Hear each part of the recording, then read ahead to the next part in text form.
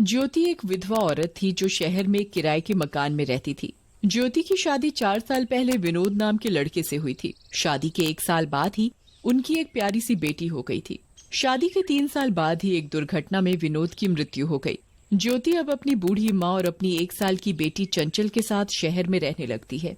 ज्योति पढ़ी लिखी थी तो इसीलिए वो शहर के एक ऑफिस में काम किया करती थी। ज्योति, अब तू अकेले ऐसे कैसे जिंदगी बिता पाएगी? अब तो दोबारा शादी कर ले। माँ, मैंने आपको कितनी बार कहा है, मेरे सामने ये मरने की बातें मत किया करो और मुझे कोई शादी वादी नहीं करनी अब। अच्छा माँ, अब मैं ऑफिस जा रही हूँ। ज्योति के ऑफिस में उसका एक दोस्त होता है, वरुण। हे, क्या हुआ ज्योति? बहुत उदास लग रही हो। अरे वरुण, अब तुम्हें क्या बताऊं, वही माँ का शादी के बारे में बोल रही थी कि शादी कर ले दोबारा। हाँ, तो कर लो ना शादी। वरुण देखो, अब तुम भी शुरू मत हो जाओ, ये मजाक की बात नहीं है। ज्योति, मैं मजाक नहीं कर रहा हूँ। मैं तुमसे बहुत प्यार करता हूँ और मैं तुमसे शादी करना चाहता हूँ। क्या तुम मुझसे शादी करोगी? वरुण, तुम जानते हो ना, मेरी 1 साल की बेटी है। हाँ, मैं सब जानता हूँ। मैं तुम दोनों को अपनाने के लिए तैयार हूँ। ज्योति कुछ देर के लिए सोचने लगती है और फिर वरुण को हाँ कर देती है। फिर 1 हफ्ते बाद ज्योति और वरुण की शादी हो जाती है और फिर दोनों अपनी 1 साल की बेटी के साथ रहने लगते हैं। वरुण चंचल से बहुत खुश होता है, वो उससे बहुत प्यार करता है। उसे एक सुई भी चुभ जाती थी तो दर्द वरुण को होता था। कुछ दिन बाद वरुण की तबीयत बहुत खराब हो जाती है। बहुत तेज बुखार हो जाता है। तेज बुखार की वजह से उसकी मौत हो जाती है। वरुण, तुम मुझे छोड़कर नहीं जा सकते। अब मेरा और तुम्हारी छोटी सी बच्ची का क्या होगा? तेरी किस्मत में पति सुख नहीं लिखा बेटी। अब तू अपनी इस बेटी को ही संभाल। अब यही तेरा सहारा है। वरुण को मरने के बाद शांति नहीं मिलती है क्योंकि वो अपनी बच्ची से बहुत प्यार करता था, इसलिए उसकी आत्मा भटकती रहती है। चंचल 10 साल की हो जाती है और स्कूल भी जाने लगती है और ज्योति भी अपने ऑफिस में काम करने लगती है। जब भी चंचल स्कूल जाती तो देखती कि छुट्टी के वक्त उसके सारे दोस्तों को उसके पापा लेने आते थे, पर वो एक अकेली थी जिसे उसकी मम्मी लेने आती थी। एक दिन ज्योति जब चंचल को स्कूल छोड़ने जाती है तो चंचल के सारे दोस्त उसे चिढ़ाने लगते हैं। अरे देखो तो, हम सब अपने पापा के साथ आते हैं, पर चंचल तो अपनी मम्मी के साथ आती है। हाँ भाई, इसके पापा क्यों नहीं आते? अरे चंचल, अब तुम ही बता दो, कहाँ है तुम्हारे पापा? मुझे नहीं पता, अब तुम सब जाओ यहाँ से।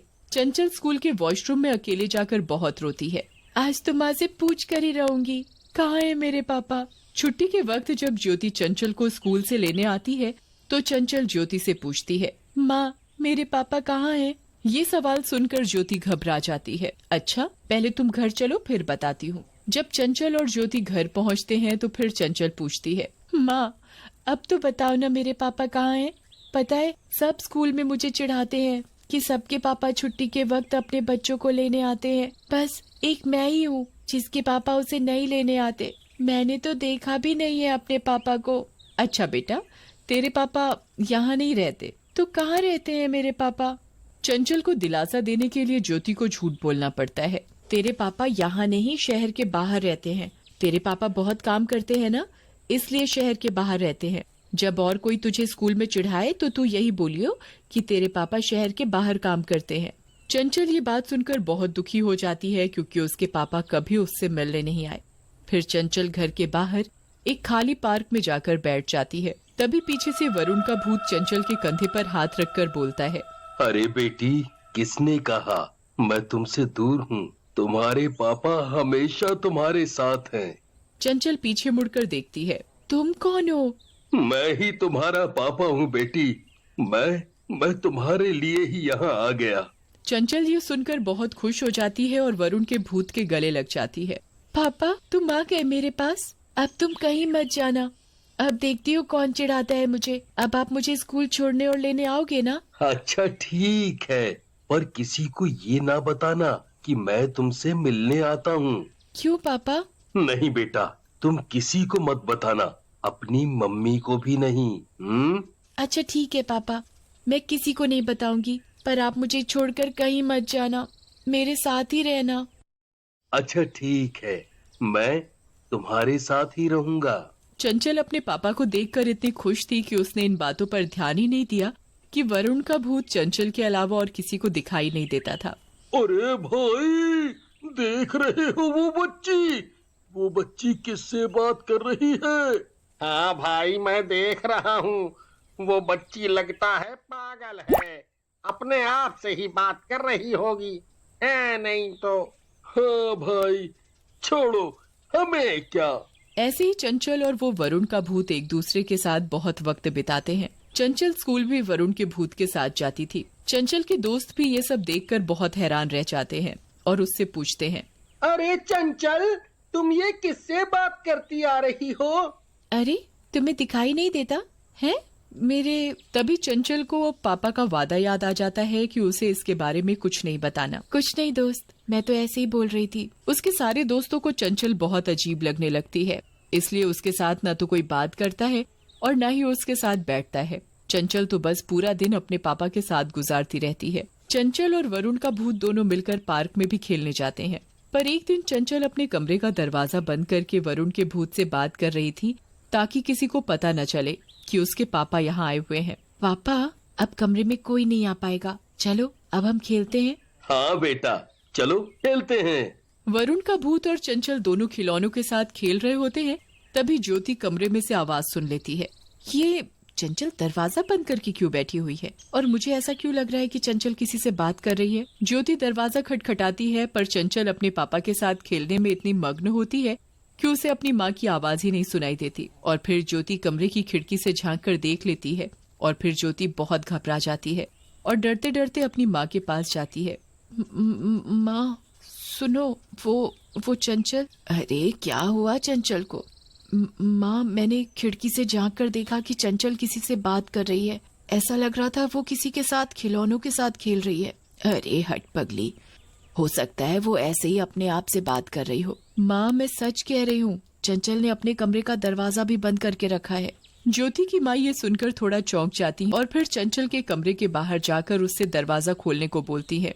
चंचल फिर भी नहीं सुनती तो ज्योति कमरे का दरवाजा अपने पास रखी डुप्लीकेट चाबी से खोल देती है और देखती है कि चंचल वहाँ बैठकर खेल रही होती है। चंचल, बता, अभी तू किससे बात कर रही थी? बता मुझे। किसी से नहीं माँ, तुम्हें वहम हुआ है। मैंने सब कुछ खिड़की से झांक कर देख लिया था। चल अब सच सच बता, कौन था यहाँ तेरे साथ? माँ, मैं अपने पापा के साथ थी। मेरे पापा रोज मेरे साथ खेलने आते हैं। ज्योति ये सब सुनकर बहुत घबरा जाती है। क्या तेरे पापा तुझे मिलने आते हैं? ये क्या बकवास कर रही है? तेरे पापा यहाँ नहीं आ सकते। वरुण का भूत चंचल को डांट खाते हुए नहीं देख पाता, इसीलिए वो शीशे के सामने जाकर खड़ा हो जाता है ताकि सब देख सके। माँ, तुम्हें मेरी बातों पर यकीन नहीं है ना? तो खुद ही देख लो शीशे में, देखो मेरे पापा। ज्योति शीशे में वरुण के भूत की परछाई देखकर बहुत घबरा जाती है और जल्दी से चंचल को अपनी गोद में ले लेती है। मेरी बेटी से दूर रहो, खबरदार जो मेरी बेटी के पास भी आए तो। तुम मुझे गलत समझ रही हो ज्योति, मैं यहाँ किसी को चोट नहीं पहुँचाना चाहता। मैं तो बस अपनी बेटी के साथ खेलने आया हूँ। ये क्या कह रहे हो? मुझे तुम्हारी बातों पर विश्वास नहीं हो रहा। मैं सच बोल रहा हूँ। मरने से पहले मैं अपनी बेटी का प्यार महसूस नहीं कर पाया था, इसलिए मेरी आत्मा को शांति नहीं मिली थी और इसीलिए मैं अपनी बेटी के पास आ गया था। ज्योति ये सब सुनकर बहुत रोने लगती है। फिर चंचल ज्योति के आंसू पोंछती है। बेटी, मुझे माफ कर दो, मैंने तुझे झूठ बोला। तेरे पापा दूसरे शहर में काम नहीं करते, वो मर चुके हैं और जिनके साथ तू खेल रही थी वो उनकी आत्मा थी। चंचल अपने पापा के प्यार में इतनी अंधी थी कि उसे भूत आत्मा से कोई फर्क नहीं पड़ रहा था। मुझे नहीं पता माँ, मुझे बस ये पता है कि ये मेरे पापा हैं और मेरे पापा मेरे पास हैं। बेटा, मैं जानता हूँ कि तुम मुझसे बहुत प्यार करती हो, पर मेरी बात समझो, मेरे जाने का समय हो गया है। नहीं पापा, आपने बोला था आप मेरे साथ हमेशा रहोगे। हाँ बेटा, मैंने कहा था मैं तुम्हारे साथ ही रहूंगा। जब जब तुम मुझे याद करोगी मैं तुम्हारे पास आ जाऊंगा। ये मेरा पक्का वादा है। तुम्हारे